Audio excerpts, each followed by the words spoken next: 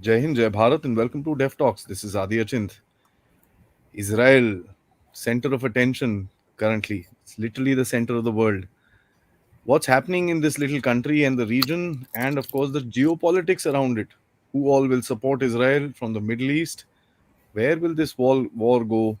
And what is the game being played in behind the scenes? Let's understand with Lieutenant General Syed Hasnain, who's here with us on this Sunday afternoon. Thank you, sir, for taking out the time Namaskar. for the channel, sir. Jai Thank you. Hind to everyone. So, firstly, it's a terrible series of events that have happened. I think I did a solo show yesterday where I've said that the kind of atrocities we've seen in a day have not happened in Russia and Ukraine in 1.5 years or 2 years for that matter. So, an opening comment, sir, for your Oh, well, the most important thing to remember, first of all, is that this is the 50th anniversary of the Yom Kippur War. The Yom Kippur War started on the 6th of October 1973 when I was still in the academy at IMA. And it started with a surprise. The Egyptians had gained surprise, crossed the Suez Canal, breached the Bar-Lev line, and managed to reach 10 kilometers inside the Israeli territory, awaiting the counterattacks. Why I'm telling you this, why I'm telling our audience this, is that there may be something similar which may be happening here in a different context with a different strategy. Anwar Sadat, the president of Egypt, later in his book when he wrote, also called this Sharara. This was called Operation Badr, but it was also termed by many as Sharara, Operation Sharara, which meant the spark. It was meant to spark an interest back in the Arab-Israeli conflict, the resolution of the Palestinian issue, because increasingly it was being felt as if the world was now ignoring it. Come, cut all that and come today to 8th of October. And yesterday, 7th of October, 24 hours after the 50th anniversary. A situation in which once again the world seems to be forgetting the Palestinian conflict. In fact, the Middle East and the stakeholders within West Asia, Middle East, appear to be forgetting this conflict. And perhaps it seems to me, as an opening statement, I would say, perhaps the Palestinians, led by the Hamas in this case, and of course backed hugely by Iran and Syria, are attempting to bring about a sharara, a spark, to once again bring that interest back. Because if the Israelis and the Saudis come to terms with each other, the issue of the Palestinians is dead and buried. Oh, what should one say with that, sir? I mean, what does one say with that? Sir, I want to basically, talk about we know the history of the place, we know what has happened, we know the Hamas, we know the Hezbollah, we know everything. What I think I want to talk about is how has the geopolitics in the Middle East changed, sir? uh, Look at the stand that they have taken with regards to the whole conflict which is happening, and how do you see the difference between the last, let's say, about the big fracas that took place in 2017, 2018 interim, and now what is the difference that you're seeing? see, Adi, is going to be very difficult to limit this to geopolitics. We have to bring in the military angle Absolutely. into it, right? And it will be a geopolitical military mix which will have to go into a clearer understanding of this.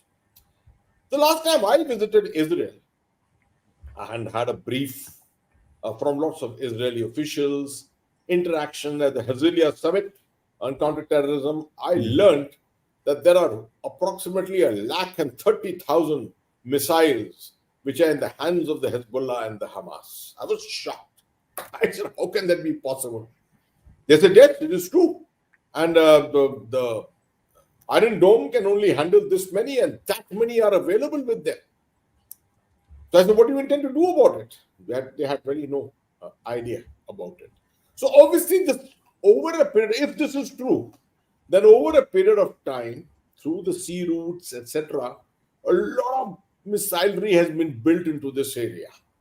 because they know that perhaps the Hamas, the Hezbollah know it. Ultimately, a small country like Israel, if blasted from the air with missiles, uh, without remorse as to the type of casualties, the type of destruction of infrastructure, etc., it can bring Israel to its knees. That is the one and only way, perhaps, by which they can do it.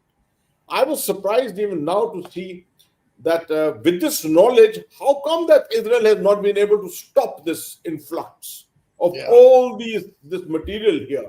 Because after all, the boundary is the Lebanese border, which is very well guarded by the Israeli forces. Mhm. It is like saying wherewithal coming in from the LOC across Kashmir. Today we know how well it is guarded, and despite that, a little bit trickles in. But by and large, it's not possible to bring across large numbers. But to bring in so many missiles, the Israeli Navy also patrols the complete Mediterranean coast along Gaza and that area. How come all this has come in? This leads us to a deduction. In today's world, men, material, and finances have no obstacles. They cross over anything and anywhere. There are ways and means of doing it. We need not go into details of it, but all this has happened. Which means Hamas and Hezbollah has got the capability with them today. What they have done, and I'm now looking at the military angle of it first, they are fully aware of this fact that a victory against Israel, a military victory against Israel, is next to impossible. Very, very difficult.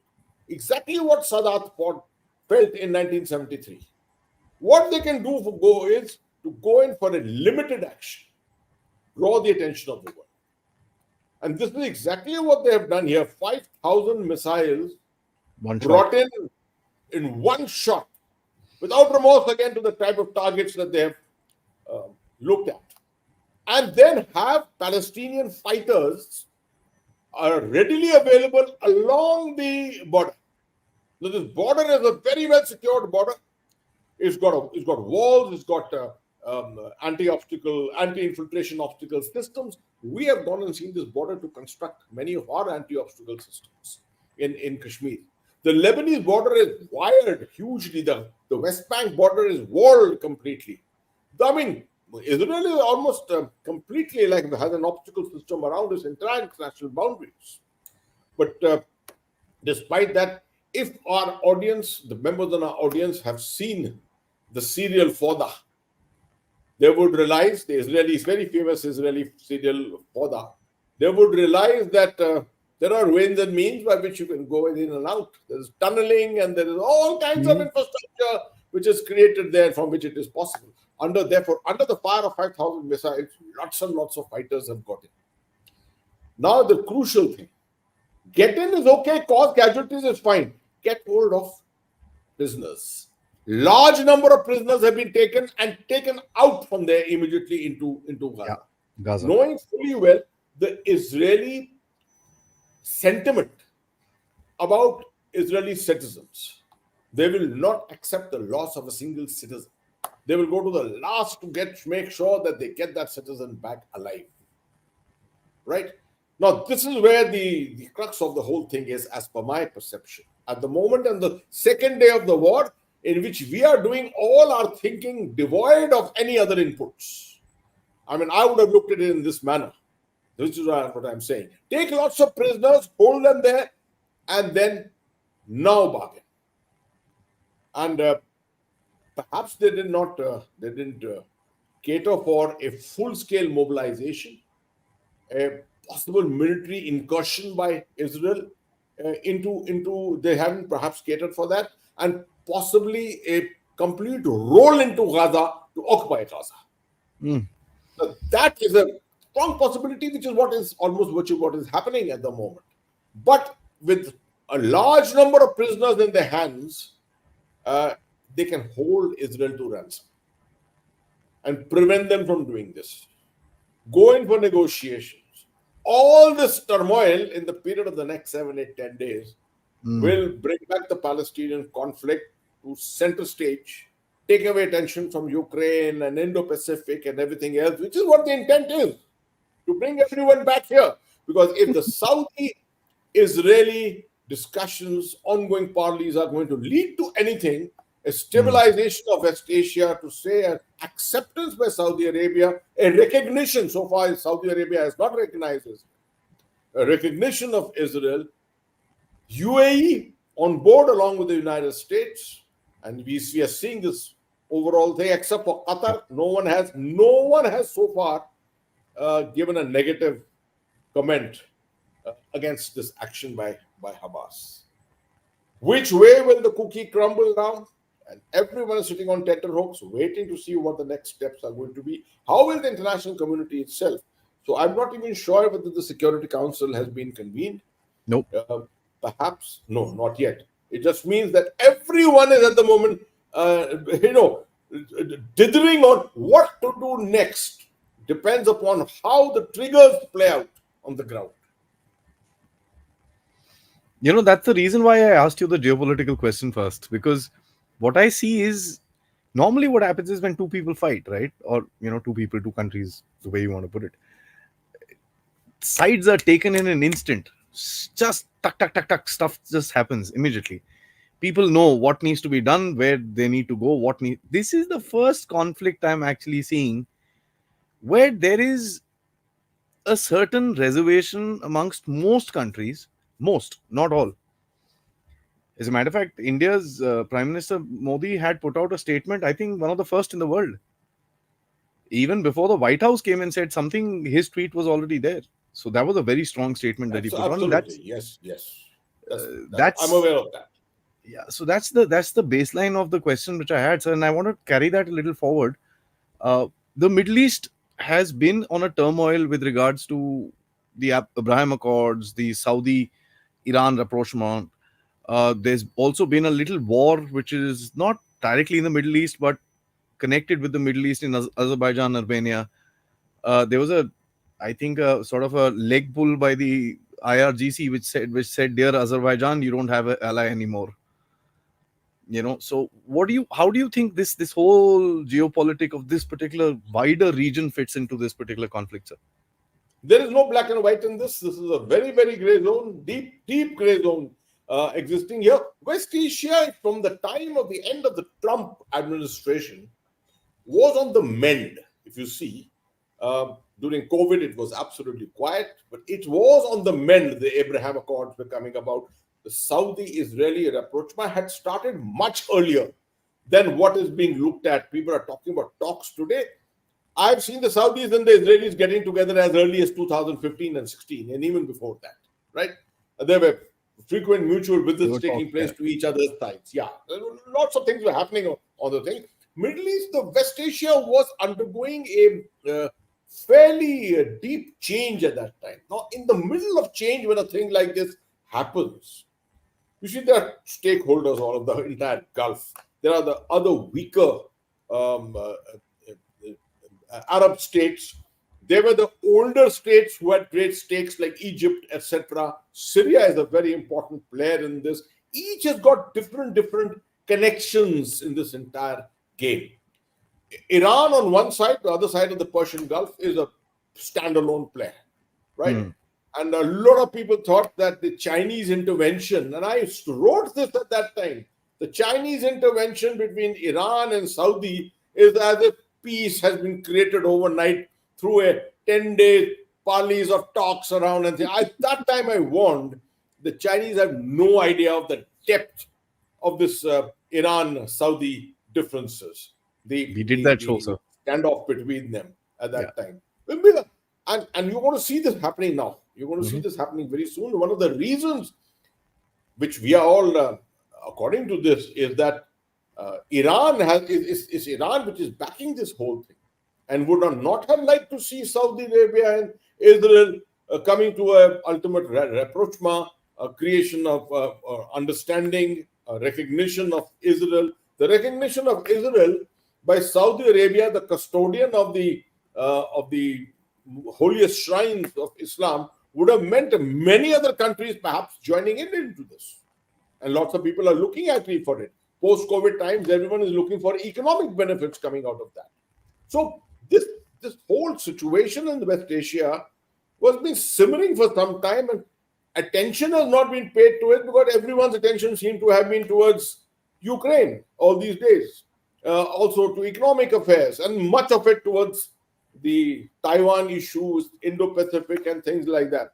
And here this has been simmering for some time. Yeah. Hamas, perhaps Hezbollah, all of them have perhaps felt that if they did not do something at this time, they would become completely irrelevant. And it would be very difficult to retrieve a situation once again. Many times it happens that players, stakeholders create a problem, create a kind of an uprising or an upsurge of violence, etc., to draw attention. And when having drawn attention, they sort of withdraw into a thing. This may very well happen here. You will find that in this case, the Hamas does not have the capability to sustain operations inside Israel. There's no way that they can do it. They managed to muster up a couple of thousand fighters along the Gaza border and got inside. It's only along the Gaza border that they've got inside. They're not going to be able to sustain them. They're not capturing territory. They're not capturing townships. They're not capturing crossroads and things like that. They've only gone in for what is called in Hindi a chapa mar. Right? It's a strike there, get rid of a few prisoners and come back. That's exactly what they've done. And then hope like hell, wait, let them come and negotiate subsequently. That's the strategy which seems to be at the moment. Of course, it can all change. In a second, it can change if things go differently. So, I just a short comment before we kind of move on to a little different this thing. How do you see the second front? There have been rocket attacks from the Hezbollah as well. Yeah, I was just coming to that. Yeah, so in fact, in the morning, I sent out a message to one of my WhatsApp groups, and in that I mentioned this particular aspect. I said,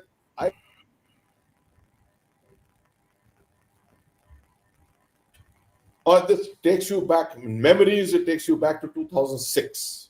2006, Hezbollah surprised Israel even at that time, and we'll talk about the surprise factor at this time also. They surprised Israel at that time. They fought through that Israel-Lebanese war, and many say they actually, it was a stalemate kind of a war. Israel could not penetrate and carry out major incursions as such. They held their territories. A large-scale destruction of Israeli equipment did take place at that time. That gave a boost to Hezbollah's image and capability, perhaps. Its self-confidence thereafter. I'm not sure whether this operation has been deliberately in conjunction between Hamas and Hezbollah, but they are known to coordinate their activities to a great extent. Both have the same mentors in the sense Syria and Iran. Lots of financing is also perhaps done from there. So it was inevitable that the Lebanese front would open up, because just the Gaza front, which is southern Israel, a small strip of territory, across that this kind of action happening may not have caused the necessary kind of turbulence which was expected to happen. So the Hezbollah has also opened up, but the Hezbollah is careful. They have opened up very limited number of missiles so far. What I'm told is the largest chunk of missiles is actually lying with Hezbollah's territory, with Hezbollah. And Israel will have to be careful of that too. So we are only on the second day at the moment, and I've not even had time to really update myself this morning too deeply, because I've been busy writing lots of demands for writing and analyses. So, and of course, then this discussion with you, which I was really looking forward to.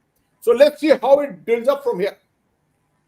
So when we look at the game in the Middle East, of course, people are looking at a factor that things are going to change, right? There's that sense and there's that yearning of change.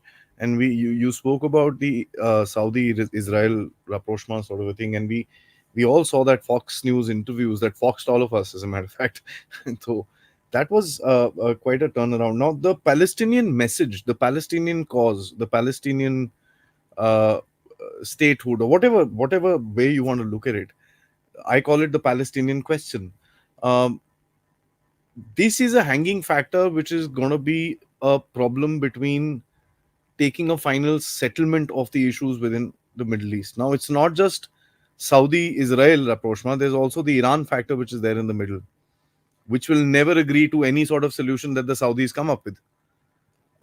So this is it's a conglomeration. Are we expecting too much from the Middle East right to the begin with, and which is why we see this horrendous war which is happening right now? Wars have taken place in the Middle East on triggers which have emanated from this situation of the Palestinian-Israeli standoff, and the entire Arab world has come into it, right? It is with different degrees of passion that different West Asian countries, Muslim countries, are involved in a support to Palestine. By and large, no state wants to be sort of, be seen as if not in the Islamic camp, not in the camp supporting the Palestinians and things like that. No one has had the courage really to say that, except Anwar Sadat, Egypt, which had that courage to do it in 1978. Camp David thereafter. I mean, you really got to take your hat off to him for a man like that, to the kind of courage that Anwar Sadat had, right? Just coincidentally, we studied Anwar Sadat as a character for our staff college entrance exam in 1984. And the Arab-Israeli War of 73 was one of the subjects. So we have deeply dissected the character of Anwar Sadat. And everyone was very fascinated with it, right? Here was a man fighting against all the odds. You won't find anyone like this in the Middle East today. Anywhere in West Asia, fighting against all the odds. Itna dam nahi hai.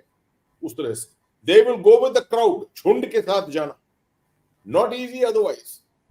Saudi Arabia, Mohammed bin Salman is one person perhaps who has had the courage to do what he's doing in Saudi Arabia. He had the courage to be able to approach Israel looking for an approach. But the moment this happens, everyone in West Asia knows that the Palestinian issue is going to recede to the background. Yeah. More and more you come closer to Israel, this issue is going to recede to the background. Today's world, it seems more or less as if West Asia is willing to accept without saying it, without expressing sentiments and so on, from one lip service once in a while here and there, making statements to say something for the Palestinians and the Brotherhood, etc. is different. But going the full way on it, I don't think many West Asian countries are today willing to do it.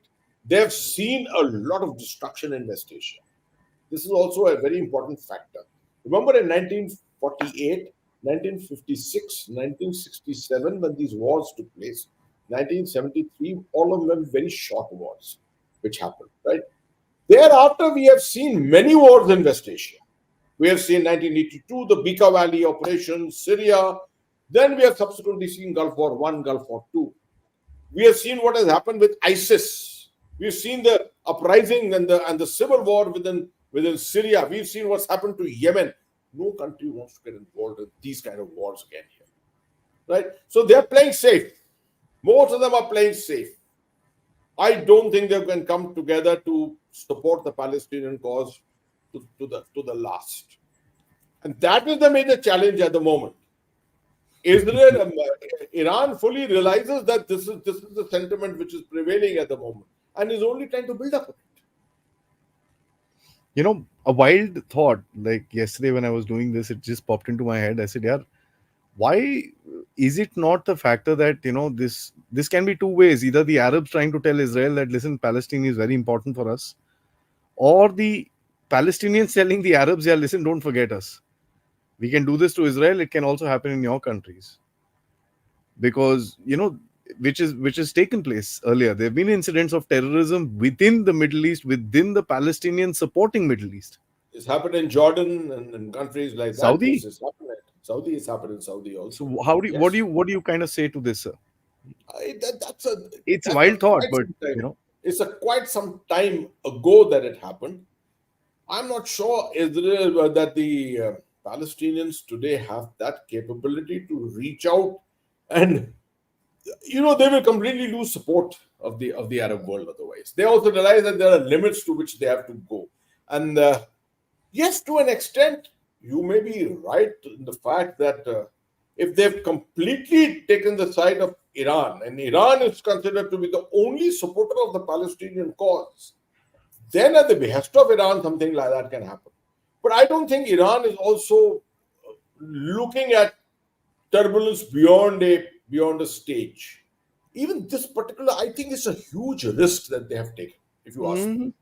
The incident, which is the commencement of this with 5,000 missiles being let go on Israeli territory, what is the end result that a sponsor like Iran or the Hamas leadership itself can expect to achieve? Are they expecting to win a war? Are they expecting to think that the Israelis are going to sit on their haunches and not respond at all? Hmm. Do they think that by this, at the end of the day, they're going to be able to capture territory which will ultimately become Hamas Palestinian territory? I think this is all a fallacy, right? This is without thinking at all. That is why I said it's just a sharara.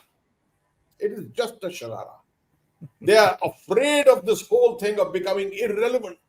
The world is forgetting us.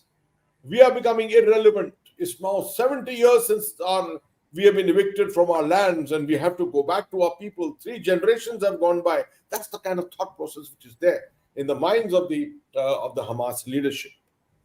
And people who are evicted from their lands tend to have these kind of feelings, right?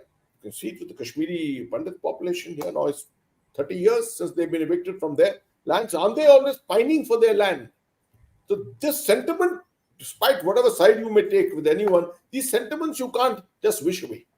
Yeah, it's a old, very very old conflict Yeah. which is simmering and stuff like that. So I have two more questions before we get into the loads and loads of audience questions that I have. We've got almost 1,900 people sitting with us right now. I want to ask you about the role of Qatar. Which is a quiet player, and we know that the involvement of Qatar, as a matter of fact, the whole of Middle East literally boycotted it for a long time because of the involvement of Qatar in various different things. How do you see this? Because that's the only country which has actually supported the Palestinian activities. Seeing what has happened on the ground, they've still gone ahead and supporting. I expect it from Pakistan. I expect it from Turkey. But a Qatar, which is literally under the thumb of the states, uh, it's a little odd. How do you see that role, sir? And huge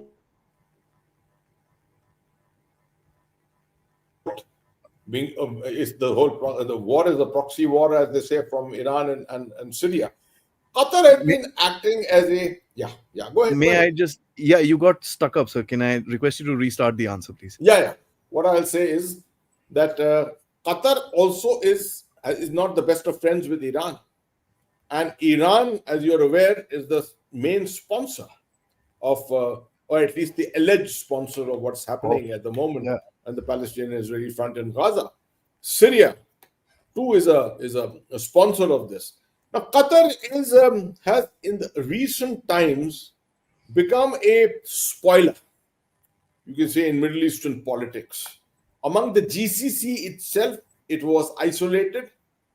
Saudi Arabia shunned it. The UAE shunned it completely. Iran shunned it, although Iran is not a part of the GCC. The Iran shunned it completely. However, Qatar continues to, from a geopolitical angle, is still a very significant state. It's a rich state. It's played a very proactive role in Afghanistan, in the negotiations in Afghanistan. It still houses Al Jazeera. It still houses the Central Command, the forward portion of the Central Command of the U.S. Armed Forces, right there, right? And in the Persian Gulf, the control of the Persian Gulf is virtually in the hands of he who sits in Qatar. I mean, the U.S. Navy, the U.S. Armed Forces who was sitting there. So you can't wish away Qatar's importance. It's a very important country.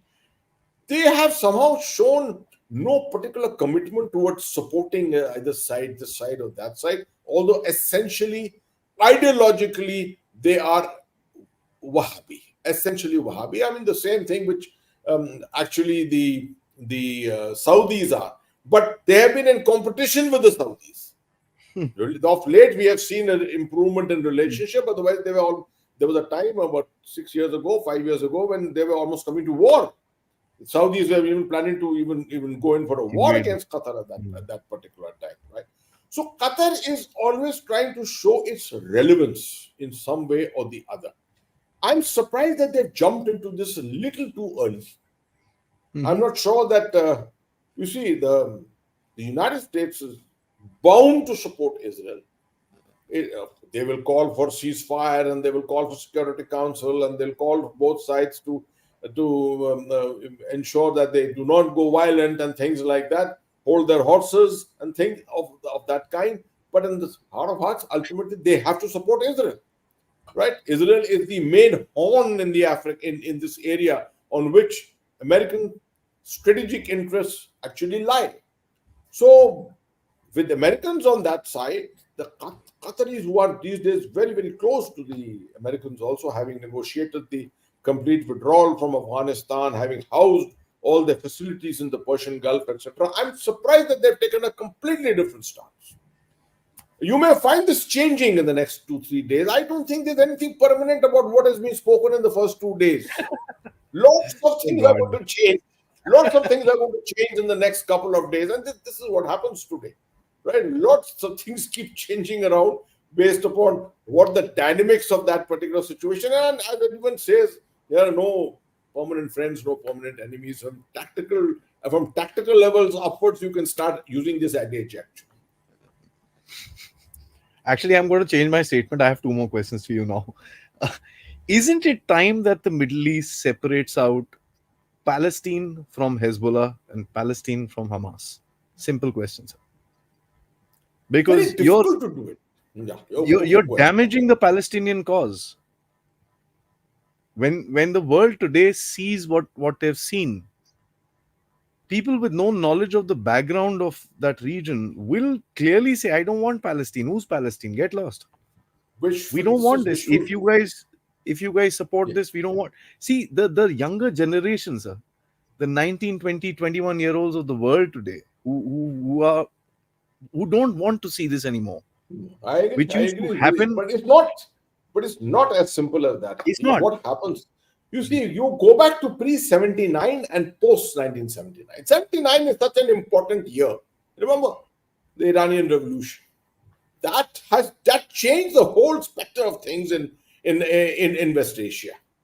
Before that, we found the entire Arab world together against Israel, although they got defeated in most of these Mm, wars, etc. mm, But they were all together, combined together for it, right? Post 79, the ideological divide became very distinct. The Shia versus Sunni came in, etc. The only way which the Shia crescent, the Iranian Shia crescent, could sort of become more relevant, could have greater stakes in what was happening in West Asia, could be through a spread of his proxies. And these proxies have played the major strategic role in West Asia. The Hamas, which was a post 79, but in fact, it's post 90 Hamas, and Hezbollah in Lebanon. All these are all proxies, and Iran has followed this policy of proxies. So today, without Iran becoming a party to it, you can't just take them away, cut them off, etc. The strength of the Palestinians today is based upon these two elements, which are militarily very strong also. Hezbollah, particularly militarily, very, very strong today. So it's easy to say this, that, remove them and let this problem fester between the Palestinians, Hezbollah, Hamas, etc. Let the rest of West Asia develop as it should, as per the aspirations of the younger people and things like that. It's not so easy to let it happen. it's not, sir. But somewhere down the line, the Arabs will need to do this because they'll say, "Yeah, we don't support this radical element of it, but we do support the Palestinian people." I agree that no, that is you're coming back to our South Asian subcontinent. Actually, you're even looking at the same problem in Pakistan. In Pakistan, um, I mean, if you want a they brought solution, that's the way to do it. in the ideological elements here to actually fight against India, Yeah. and then the whole thing has taken a stranglehold over Pakistani society, and they really don't know what to do with it. They don't admit it, but they really don't know what to do with it. It is very, very similar in the Middle East. And obviously, these sentiments are all played up, which is being exploited by Iran. See, that's the problem that I see. That the world population, the guy sitting in Europe and America or in India, which are the power centers today, will look at this, or probably a young person in Japan will look at this and say, "No, I can't support this. Who are Palestinians? Why are they doing this?" See, because Absolutely. the you link Palestinians with Hamas, that's the end of it. Which See, brings that me is to what my this is what please, sir. geopolitics is all about. Yeah. This is what you how to create power centers. These are negative power centers which are being created there. These are not for development. These are not for furthering of their cause, etc. And things. Of course, Iran is supporting them. Asian countries, none of them are supporting them. That's the way they will talk to the Islamic world and tell them about it. So, as I said, easier said, because there are geopolitics which have to play themselves out. Trust me, I'm enjoying this to and fro between us. It's really a lot of fun because we are throwing points at each other, and that's what Yeah, a good discussion would bring about. Which absolutely, absolutely. Yeah. brings me to my last question: the hypocrisy of the West. I mean, I've got videos from my sources in around Canada, not just in Toronto. Toronto is kind of famous. Multiple cities in Canada, there are celebrations. In Germany, there are distributing sweets in the middle of the street for what has happened in Israel. We know that the Biden administration had released almost $350 million for the Hamas just about a month ago. The Justin Trudeau administration regime, actually not the administration, I'd call it the Trudeau regime, had released about 50 or $60 million. The Biden administration has further released 6 billion for the Iranians. What is the West up to, sir? You see, these are what essentially non-military processes which Geopolitics. you perceive from time to time that will probably become milestones in the path to Yeah. peace. You think that, right? For example, Palestine. Now, the United States has followed this policy for long. It's not something that is only recent. While they have always propped up Israel, they have armed Israel, they've supported Israel technologically, etc. They've also supported the Palestinians, not their cause as such that way, but their survival.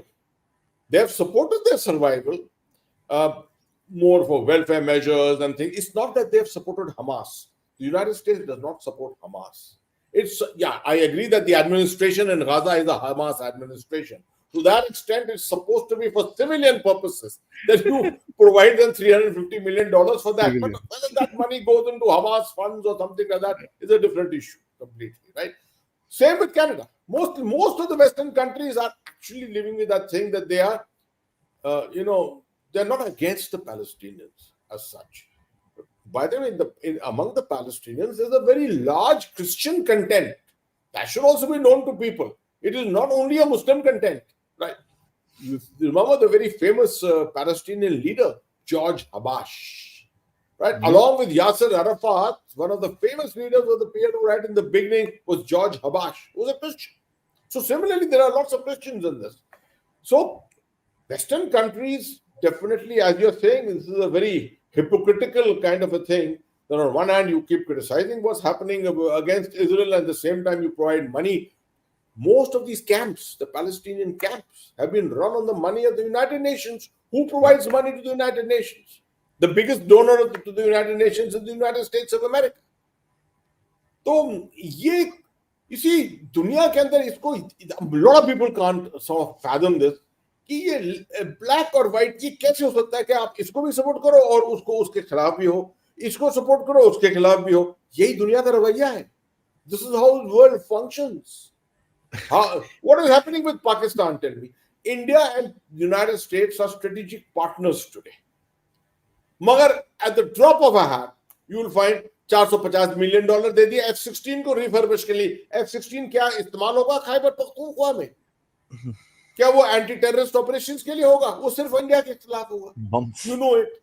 Yeah. So, I have gone and I've studied this so deeply over a period of time. I realized ये hypocrisies नहीं है, इनको hypocrisy कह सकते हैं हम. ये geopolitics में keeping your options open, her option को खुला रखो। क्या मालूम कौन सा ऑप्शन जो है आपका कल जो है ट्रम्प कार्ड बन जाए। That is the manner in which people work. You know, the only thing is when we sit in Bharat and when we see this, we say, hey, देखो खालिस्तानी भी करते हैं, उसके बाद they take out the Indo-Pacific policy as well. There is this nonsense. So that's what I said yesterday. Dear Israel, please look out for your back, buddy. अब you Pakistan को देख लो, you see the example of Pakistan. On the day the Ukraine war started, Imran Khan was in Moscow, ठीक है, singing praises of Putin, और बाद में वही ammunition, $900 million का ammunition इन्होंने दिया है यूक्रेन को लड़ने के लिए। तो ये ब्लैक एंड व्हाइट कौन सा हो? पूरी दुनिया इस तरह में है। So-called national interests. In any case, so let's get into audience questions. काफी सारे सवाल हैं, so we'll just kind of go through them because I'd like more people to be involved in the questioning as well. It should not be just me. Guys, please like this video. We've got 2,100 people sitting with us right now this afternoon. That tells you, sir, geopolitics is becoming more important than cricket. Yeah, it's important. Absolutely. And I can promise people as we go along, military operations के ऊपर और हम लोग वो करेंगे discussion. We have to sir, ये पूरा करना है इसके ऊपर। I have got into this and मैंने एक चीज कल रात को जो बोली है कि साहब ये चीजें जो वहां पर हो रही है, look at it very carefully because these things will be replicated. That paramotor thing that scared the daylight out of me. Exactly. इसके ऊपर lot of people have questioned me earlier also. Paramotor, can infiltration across the LOC take place through paramotors? So it's amazing. Guys, so please like this video, subscribe to the channel if you've not. So many new faces again today. Thank you so much for joining in on this Sunday afternoon. Spread the word of Dev Talks. If you want to the point strategic discussions, this is the place to be. And you can contribute towards me by using the QR code up there, or becoming members, or sending super stickers or super chat. There are comments saying, we are pleased that you got General Hasnain on this particular subject. So a lot of people are very happy to hear you, sir. Let's take the first one. Average middle class gamer. Yeah, I thought you were going to upgrade your gaming. Sorry, he's quite a regular guy. Great to see General Hasnain. Big fan here. Sad to see the videos from yesterday. Got teary-eyed. Now I understand why Indian women committed Johar after seeing the treatment of women. I know. I was also looking at some of these videos and the manner in which the women were being treated.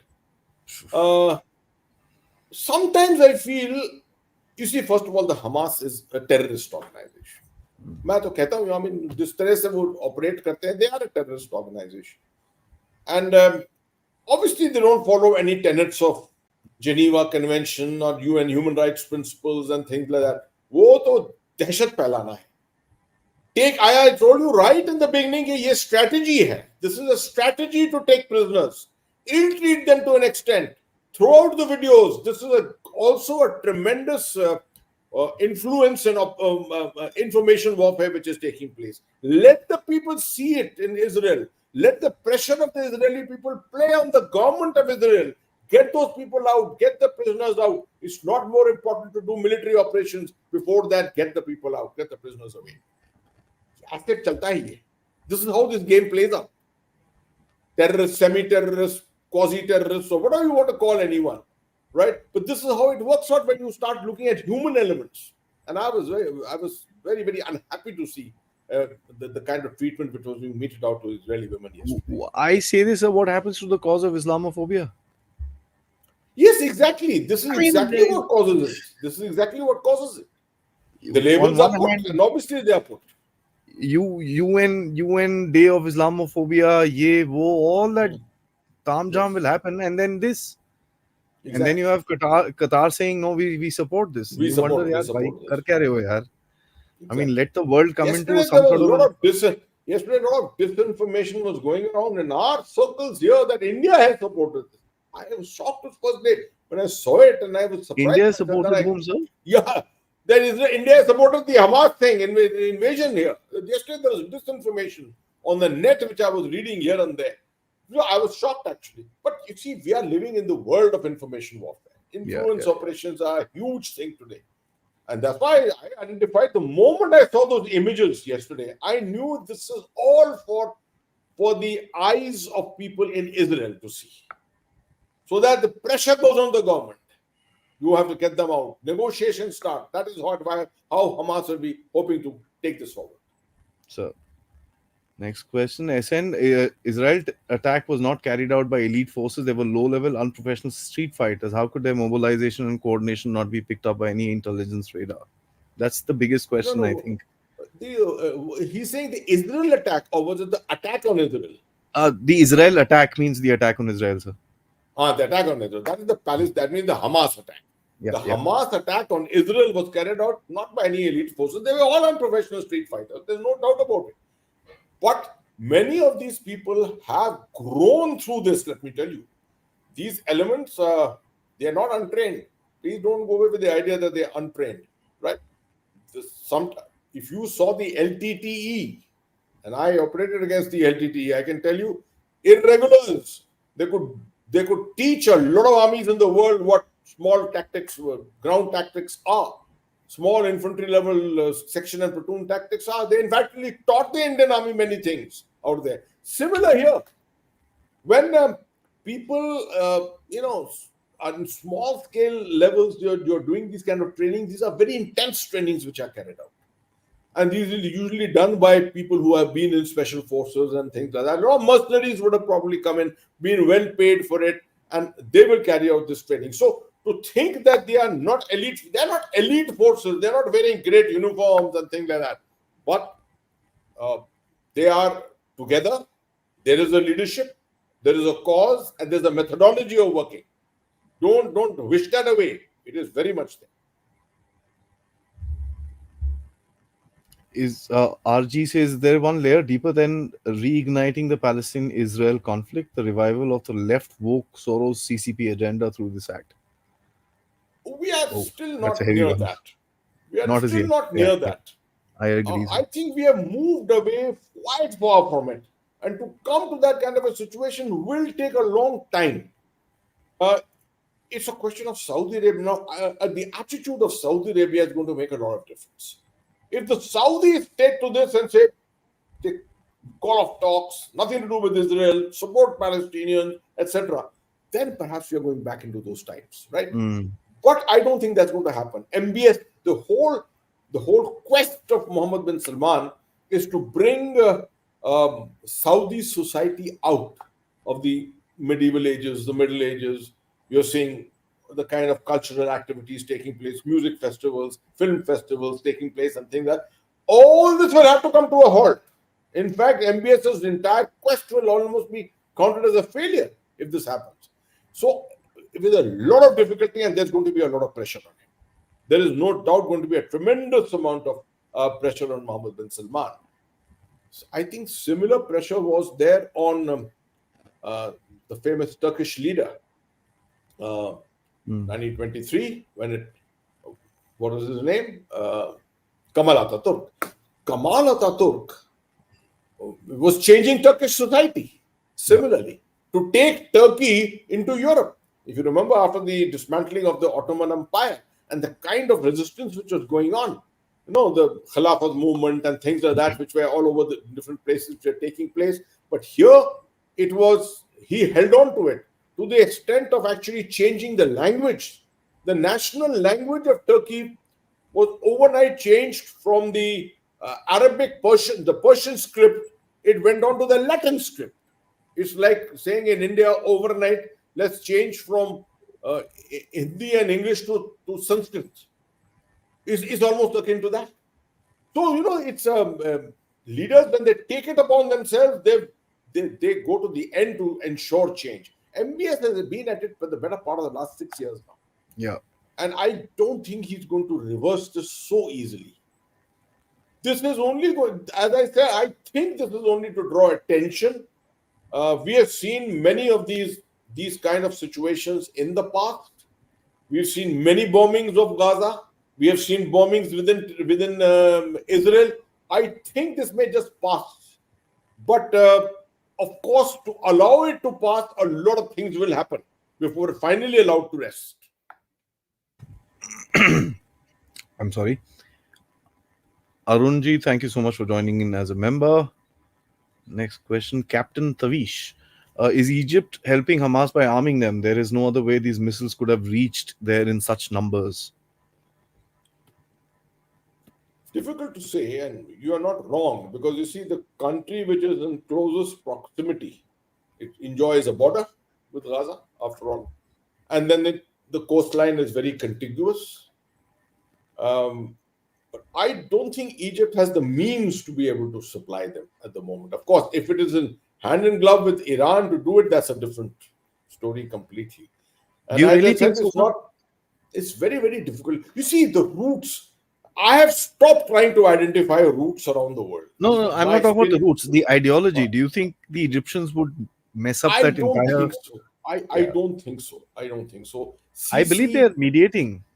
they are the original mediators. They are the ones who are probably carrying on today. Also, Sisi himself, as you remember, is the person who is holding Egypt together on the Yeah. Nasser kind of ideology.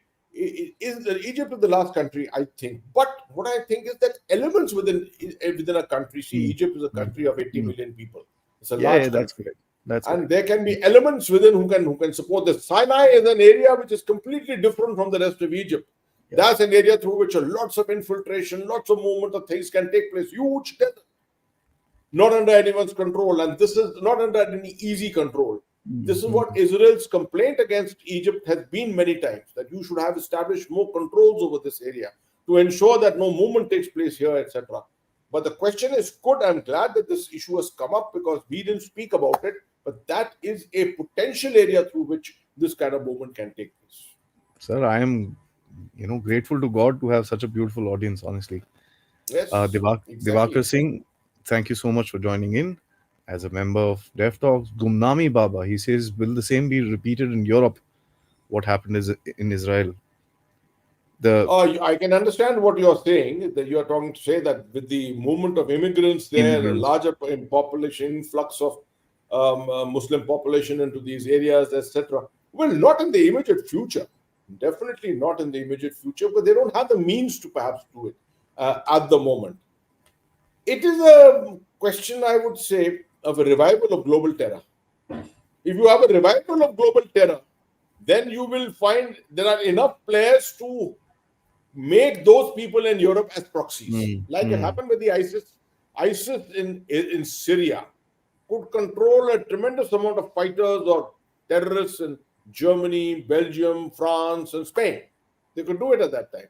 Then they ran out of it. Their networks have somehow, eased off. Although the ISIS still exists in Afghanistan in a network state, I do expect that there will be a revival in the years to come.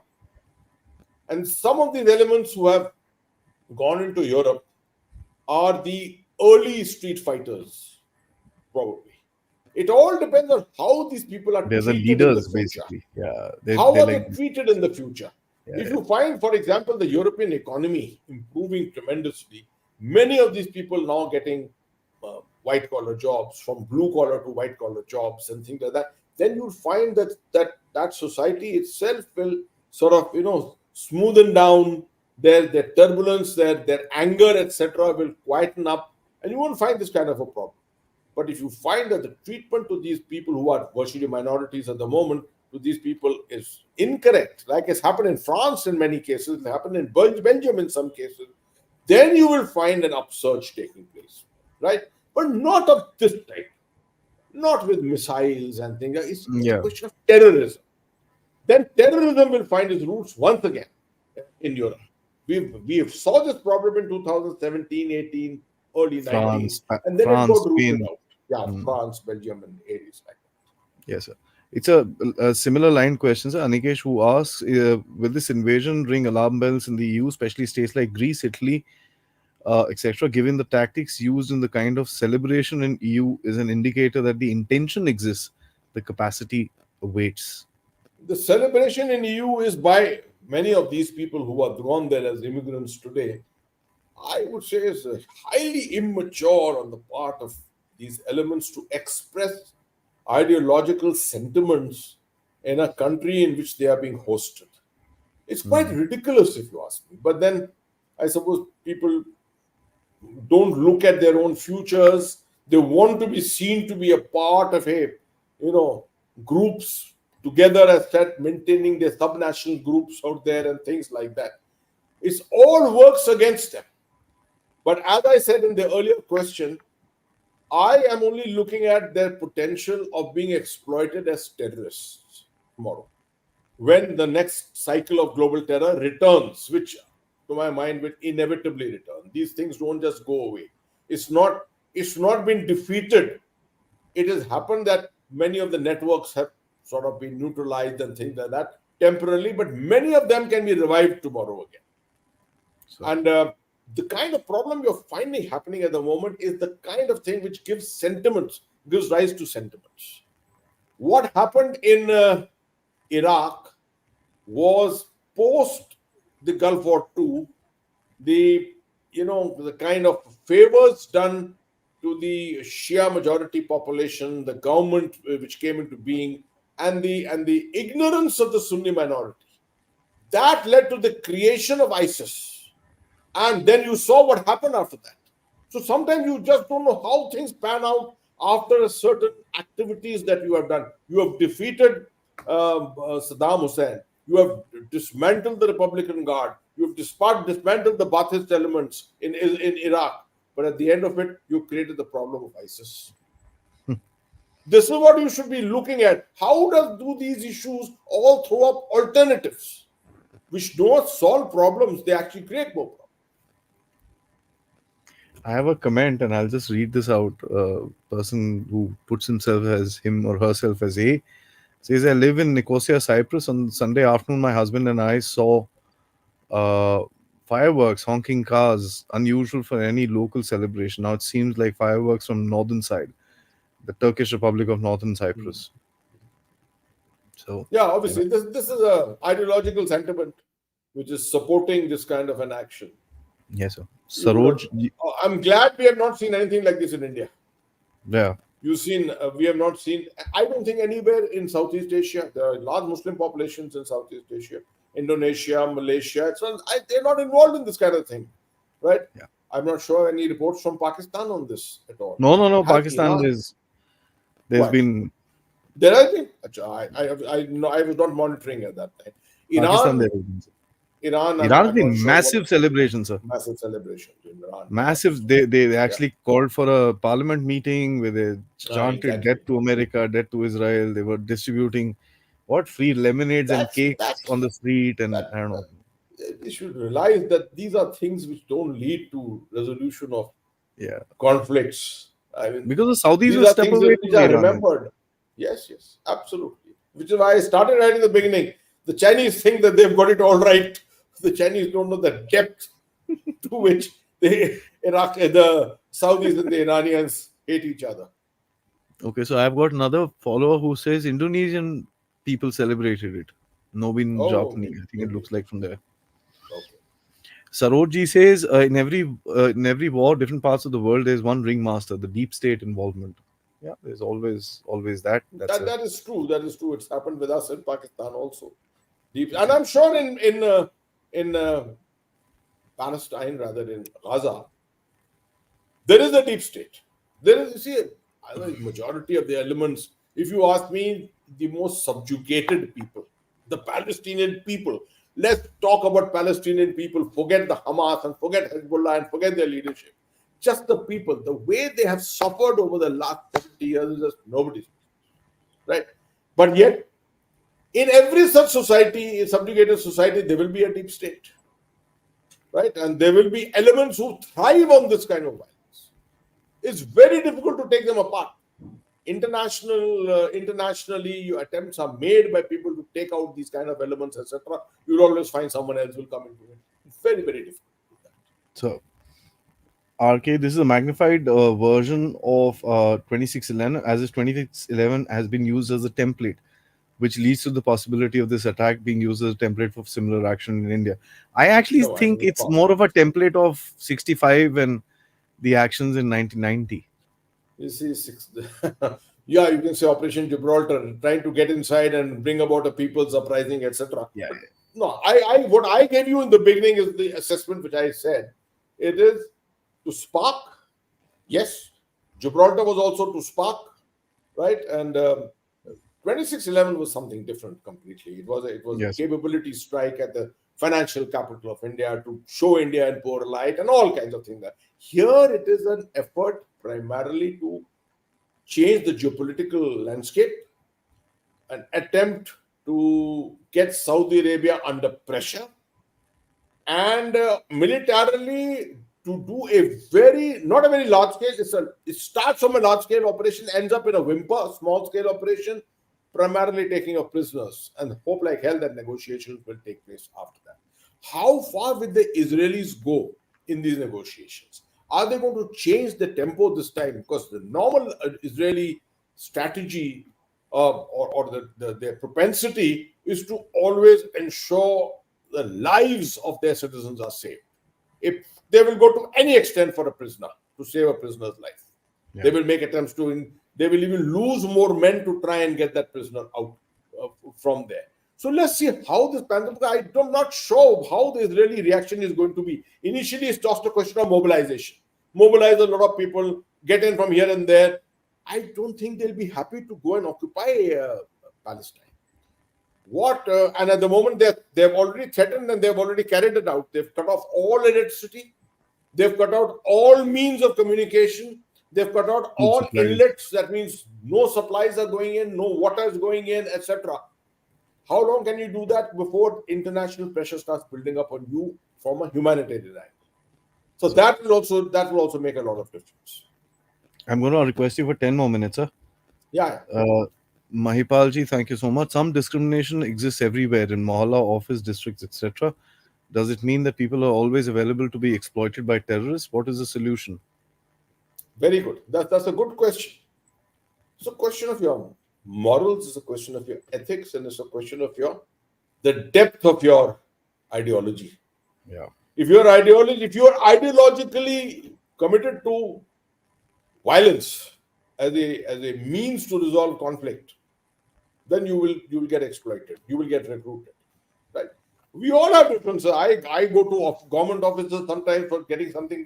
Come out frustrated like hell. What the hell? I'm not going to become a terrorist tomorrow to sort out that problem. There are thousands of ways by which you can resolve problems. So Kashmir is a 100% clear right. example, sir. Kashmir is a clear example of that. Not everybody there is a terrorist, so. Absolutely. That's the important thing to remember.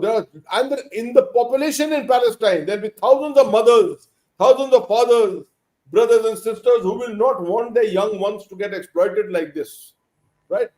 I can relate to you. I was in the United States once, and in a mall, I came across a young man who looked like a South Asian. So I asked him, who are you? What's your name? He said, I'm a Pakistani. Oh, I said, wonderful. Let's talk. So we started talking. We had coffee together. It turned out that he had been sent there by his family so that he could escape the clutches of the Lashkar-e-Taiba. The Lashkar-e-Taiba was visiting their house every other day, saying that they want this young man to come and join the camp, one of the camps. And the sister finally mustered up the funds to take him away from there, get him to Karachi, and fly him out into the US. You see, so there are lots and lots of good people who don't want to get involved in this kind of thing. But as you say, the deep state. Every country has a deep state. Every society has a deep state. Partha, is the new map without Gaza on the horizon going into 2024? Which other neighboring countries will be willing to take refugees? That's a hard question. That's a very hard question. We saw this happening once before when many of these were thrown into Jordan, into Syria, and places like into Lebanon and places like that. I don't think that situation is going to come about immediately. But the anger which is there in Israel is obviously palpable at the moment, and for good reason.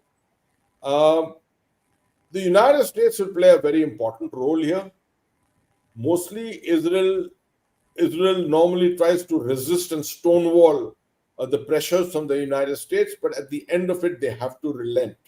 Because remember that the existence of Israel in the landscape of West Asia is with the US cover primarily. Because it's very important. You can't just leave Israel like that. So I don't know which way this will pan out finally. I don't think it's going to become as difficult as situations such as that. The move of the Israeli defense forces into the Gaza Strip and its occupation, permanent occupation, may give rise to an upsurge of refugees coming out from there. And then they will probably come into, some of them could come into Golan, or not Golan, sorry, some of them will come into the Sinai, some of them could go into Israeli territory. Ultimately, it is UNHCR Zindabad. Venki Saab says, sir, as a KOL on military history, how would you view two historic blunders? One, Al Husseini fomenting hate against the Jews, and the mess created by the erstwhile global the pirate, Great Britain. Yeah, we have our perceptions about this. There's no doubt about it. Let's say about the first that was there, very much the hatred against the Jews, which was created at that time. And of course, Great Britain also had left behind a lot of things in different countries where they went. They created a lot of wrong boundaries, of course. Like India, Mhm. in South Asia, they created the worst boundaries. In West Iraq, Asia, they created some of the worst boundaries. I mean, this whole thing of Iraq, the entire Syria, Turkey. Syria border, right? The area of the Kurds and things like that. There were huge problems that were created because of these straight lines which were drawn at that particular time. The McMahon line you can see with Tibet, which was drawn here. The same similar line, the Brown line, all kinds of things like that which they left behind. It happens when you see one thing that people talk about is what is called conflict termination. When conflicts terminate or empires terminate, it's very important to see this termination through. The classic example is Iraq. Then in 2003, I mean, the recent example is 2003. The Americans came, withdrew in 2011 without seriously looking at the whole issue of conflict termination. Because there was a raging war going on in Afghanistan and they didn't have time and resources to look at this. They allowed things to happen under their nose. They found the Ba'athist party going and the Republican Guard going, not realizing all these elements were combining together under al-Zarqawi at that time, the very famous Al-Qaeda in Iraq, under him, and all was emerging as the new ISIS. And it came back to hit us in 2014 thereafter. So, conflict termination is a very, very important. That's the terminology I would use when you look at this thing, the second point which you've given of the mess created by the global pirate, Great Britain. आदि जी, Israel पर हमले के बाद मुझे भारत के civil defence की चिंता हो रही है. आपका सवाल अच्छा सवाल है दीपक साहब, क्योंकि सिविल डिफेंस भारत में कमजोर है कुछ हद तक, मैं कहता हूं. सिविल डिफेंस का मतलब यह है कि वॉलंटियर्स, सिविल डिफेंस एक वॉलंटरी फोर्स होती है. हालांकि हमारे यहाँ सिविल डिफेंस है, एक सिस्टम है, मगर इनकी ट्रेनिंग इतनी हद तक हमने जिस तरह से होनी चाहिए, ब्लू बुक के मुताबिक होनी चाहिए. मुझे याद है 1971 में जब लड़ाई शुरू हुई थी 3 दिसंबर को, तो दिल्ली के अंदर होमगार्ड सिविल डिफेंस वाले जो थे वो पूरे चक्कर मारते थे, फेरे लगाते थे, यहाँ पर आपको बताते थे अपनी लाइट बंद करिए, आपकी खिड़कियों से लाइट आ रही है. दे मेड श्योर कि हमारी जो कारें थी उनके हेडलाइट्स के ऊपर आधा काला आधा ब्लैक करना था, ब्लैक आउट करना था. ये सब चीजें करते थे ये सब. अच्छा, कोई वल्नरेबल एरियाज, वल्नरेबल पॉइंट्स होते हैं, उनमें भी सिविल डिफेंस वाले लगते थे. ब्रिजेस के ऊपर जो कोई इंपॉर्टेंट कलवर्ट्स हैं, ब्रिजेस हैं, जिसको ब्लो अप करने से आपकी सप्लाई लाइंस के ऊपर असर पड़ जाएगा, इनको करते थे. ये चीजें हैं, अभी भी जारी हैं, ऐसी बात नहीं है, मगर इनको शायद थोड़ा और रीइन्विगरेट करना पड़ेगा. Jagpreet Batterjee says, what is the role of Russia, China in supporting Hamas? China recognizes the Hamas, so I'm not sure Russia has got any role in this at the moment. but No. the Chinese do recognize Hamas. As at the moment, और इसके अंदर उनके पास हथियार तो अपने पास नहीं है, तो इनको तो हथियार दे नहीं सकते वो किसी हालत में. आइडियोलॉजिकल सपोर्ट भी नहीं है इस तरह से कुछ खास. Russia has improved its relationship with Israel to a very great extent. Yes, sir. China has got great stakes here. China has called for a stop to all what is happening. They haven't really condemned anyone. I saw a statement from China this morning, but they haven't really condemned. They've condemned violence. They've condemned the use of violence, and they've asked everyone sort of go beyond this, what has already happened. Utna wahan tak gaye hain. They are not taking sides. They are not going to. They will not take sides because you see, they see themselves as now as a big power or someone who can resolve conflicts. अब देखिए Iran और Saudi Arabia के बीच में जो intervention किया है, they are the ones who have done it. But if they start now intervening on the behalf of Saudi Arabia or on behalf of Iran, then obviously this whole deal goes for a six. So I don't think China is going to really play a major role in it, although they will want to be seen to be relevant in this whole thing. So, a counter question, sir. Thought provocator, thank you so much. He says, could this be a Chinese plot to undermine IMEC and promote BRI? Some Palestinians visited China recently. The visits are not this thing, but your question on the Too IMEC early, and BRI is quite. too early, too direct. ऐसे मतलब IMEC के तो भी हमने basic credentials ही नहीं देखे हैं. हाँ कि हाँ शुरुआत से ही इसको डिरेल कर दिया जाए. That is maybe a far-fetched assessment. Although you can't put it past China because they can do things very, very quickly. But I don't think at the moment that could be possible. The BRI is dead to the ground even without IMEC, so it doesn't really make much Facts, of a yes. difference. Anoopji, thank you so much. With the Abraham Accord, Indo-Europe, Middle East corridor disruption after Israel retaliates, as leftists will play victim card, ultimate beneficiary will be the US. I don't think the beneficiary will be US, but your point about the victim card is quite Yeah, all right. yeah. Abraham Accord will take a little bit of a beating here. ठीक है, थोड़ा सा होगा because you see UAE, Saudi Arabia is not a part of Abraham Accords. Yes. The UAE is, but Saudi Arabia is into serious negotiations at the moment with Israel. That itself can be considered like a quasi Abraham Accord as such. Abraham Accord as such. तो ये इसका अब depend, अब UAE का क्या exactly इसके ऊपर वो होता है, रिस्पॉन्स होता है. They have not yet come out in any way. They're all holding their horses at the moment. अगले 24 घंटे में मालूम होगा कि अलग-अलग जो वेस्ट एशिया की कंट्रीज हैं, what is their response individually. I can see that there will be a very guarded response. वो जमाना चला गया जैसे हमने डिस्कस भी किया था अपने डिस्कशन में, आदि और मैंने, कि पहले तो इमीडिएटली आ जाते थे वो सपोर्ट में because they were all together, banded together. आज जो है थोड़ा सिचुएशन बदल गया है. See, इकोनॉमिकली भी बदल गया है, ग्लोबलाइज्ड वर्ल्ड है, all of them have got their stakes in different other countries, और कोविड के बाद खास तौर पे the economies are not doing so well. So before making such clear cut political and ideological choices, every country will hold its horses. So, not to say India will. India has not held its horses because India has clearly committed itself. Because I think the strength of the Israeli India relationship being what it is. And then secondly, India can't afford to even sort of support this kind of a violence against a country and this kind of incursions which have taken place. It can't. We have got similar situations on our borders. yeah. If that happens, if you start supporting that, then what happens to those situations on your borders? And the last one, sir, Vinodji, all you brilliant podcasters of the new age, teachers, acharyas of New Bharat. Thank you. My God, I would never want to see myself in that light, Vinodji, because I think I'm a learner. The amount I learn every time मैं जब इस तरह के मैं by choice आता हूँ इन programme में basically to learn. मैं आपको कह सकता हूँ कि मैं सीख कर जाता हूँ और मेरी राइटिंग्स जो होती हैं उसके बाद जो कुछ आपने यहाँ बोला है, डिस्कस किया है, that is all reflected in my writings.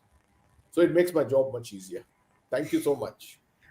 Nice, sir. But people are really appreciative. Let me just say this: of all the time that all you veterans who spend on this particular channel, because a lot of people want to hear that voice, the voice of reason, as I call it. Because the veterans' voice is the same voice as Bharat's voice, which is a voice of poise, a voice of reason, and a voice of understanding. So you don't have shrill debates, you don't have this thing, you have good to and fro's, and that is one of the reasons why people actually like these discussions. So one can really understand. I look at it from somebody else's perspective. That when I watch some veterans actually talking, I really enjoy it because it's a ton of information and realistic information. So thank you so much, sir. There are loads of appreciations coming to you here. Till next Thank time. you so much. Jai Hind. Thank you so much. Please comment. I would request everyone to comment. Usi se the word also spreads a little more. Thank you. Jai Hind. Absolutely. Jai Hind.